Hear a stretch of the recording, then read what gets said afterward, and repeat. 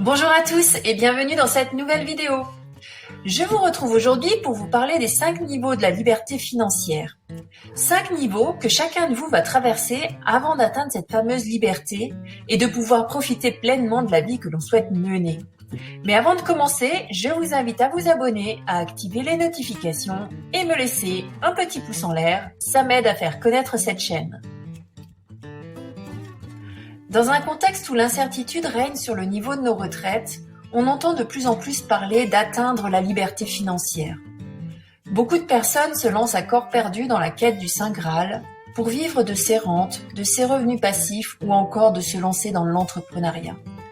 Pour y arriver, vous allez passer par différents stades qu'il vaut mieux réaliser dans un ordre précis afin d'avancer sereinement vers la liberté financière. Je vous propose donc de découvrir ensemble quels sont ces différents niveaux. Afin d'établir les différentes étapes de la liberté financière, je me suis inspirée de la pyramide des besoins, également appelée pyramide de Maslow. La pyramide de Maslow est une représentation pyramidale de la hiérarchie des besoins.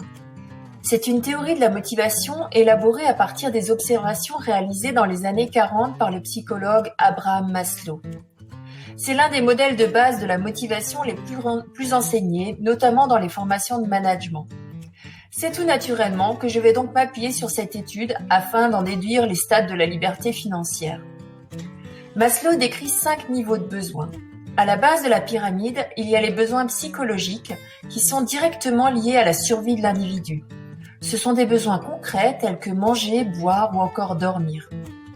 Viennent ensuite les besoins de sécurité qui, comme son nom l'indique, vient de l'aspiration à se sentir en sécurité. On y retrouve les besoins de logement, de revenus, de sécurité morale ou psychologique. Arrivent ensuite les besoins d'appartenance qui correspondent aux besoins de vivre en accord avec l'environnement qui nous entoure, que ce soit socialement, relationnellement ou d'un point de vue statutaire. La majorité des personnes se satisferont de ces 3 premiers niveaux, mais d'autres ont des besoins supplémentaires et recherchent une amélioration supplémentaire. Pour ces personnes, le niveau suivant correspond aux besoins d'estime, qui correspond aux besoins de considération, de réputation ou encore de confiance en soi. Le dernier et ultime niveau correspond aux besoins d'accomplissement, qui correspond aux besoins de réaliser des projets, d'exploiter et mettre en valeur ses compétences et connaissances acquises. Vous allez me dire, mais pourquoi je vous parle de Maslow ? Tout simplement parce qu'on peut faire une analogie complète entre les besoins identifiés par Maslow et les étapes vers la liberté financière.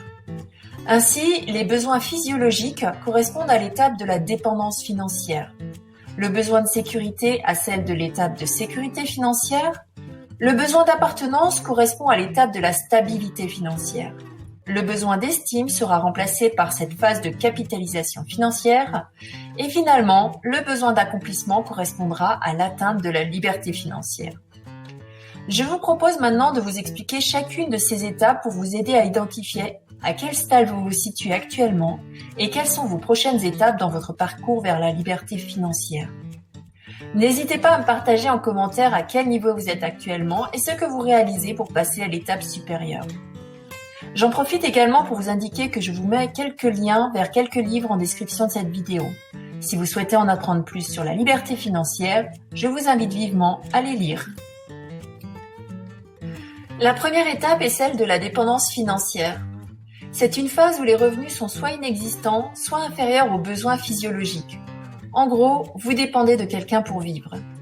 C'est la phase dans laquelle nous débutons tous notre vie, car lorsque nous arrivons sur Terre, nous ne générons aucun revenu. Nous dépendons donc de nos parents ou tuteurs afin de pourvoir à nos besoins du quotidien. Cette étape nous suivra tout au long de notre enfance, ainsi que durant nos études, jusqu'au moment où vous serez en mesure de récolter le fruit de votre travail en générant un revenu suffisant pour couvrir vos besoins fondamentaux. Il est également possible de revenir à cette étape lors de votre vie d'adulte suite à des accidents de la vie, tels que perte d'emploi, sortie de vie active, accident ou surendettement, ou par choix. L'exemple typique est l'arrêt de travail d'un des parents pour élever un enfant. Le parent en question dépendra donc du revenu de son conjoint.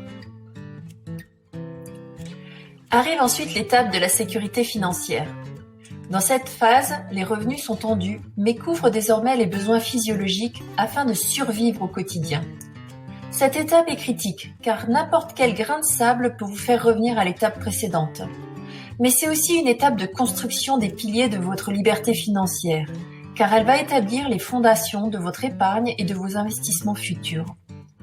Les actions à mener lors de cette étape sont de construire un fonds d'urgence et de se créer une épargne de précaution et de réduire, voire supprimer ces mauvaises dettes. Par mauvaises dettes, on entend les découverts, les crédits renouvelables et les crédits à la consommation qui mettent en péril l'équilibre de votre budget au quotidien. Avec un bon suivi budgétaire et une maîtrise des dépenses, cette phase ne dure généralement que quelques mois, voire 1 ou 2 années. Il est indispensable de bien sécuriser cette étape pour avancer sereinement dans l'étape suivante. Arrive ensuite la stabilité financière. Dans cette étape, vous aurez atteint des revenus stables et réguliers qui vous permettront de vivre sereinement au quotidien. C'est également à cette étape que vous allez commencer à épargner pour la réalisation de certains de vos projets. Typiquement, c'est à cette étape que vous pourrez penser à acheter votre résidence principale, que vous vous ferez plaisir avec un beau voyage pour lequel vous aurez épargné pendant quelques mois. Durant cette étape, il sera important de réfléchir au patrimoine que vous souhaiterez créer à l'étape suivante. C'est une période parfaite pour rencontrer un conseiller en gestion de patrimoine qui pourra établir avec vous différentes propositions de création de patrimoine en fonction de votre profil d'investisseur. Il est important de prendre le temps de vérifier chacune des informations qui vous seront fournies. Formez-vous et renseignez-vous sur chacun des supports proposés. Ne vous précipitez pas et prenez le temps de bien mesurer les avantages et les risques de chacune des solutions.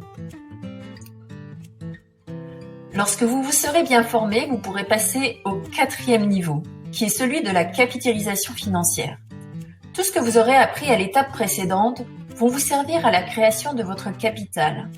Dans cette phase, vous ne vous contenterez plus seulement d'épargner, mais vous allez commencer à investir afin de créer votre patrimoine. Cette étape est la plus longue de toutes. La phase de démarrage peut d'ailleurs sembler longue et il est facile de se décourager car les bénéfices tarderont peut-être à se faire sentir.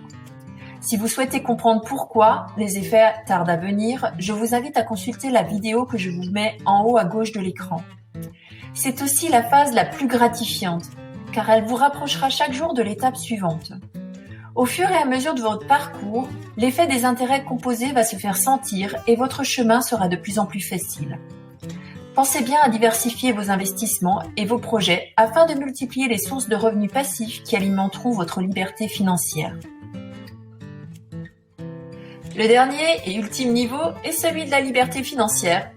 Ça y est, vous avez réussi. Vos revenus passifs sont désormais plus élevés que vos besoins financiers. Vous pourriez donc arrêter de travailler et vivre des rentes de vos capitaux. Mais vous avez remarqué, je vous parle ici de liberté et non d'indépendance financière. Je parle de liberté car au final, à cette étape, ce ne sera plus le besoin d'argent qui dictera vos choix de vie, mais ce seront désormais vos envies qui dictera votre emploi du temps.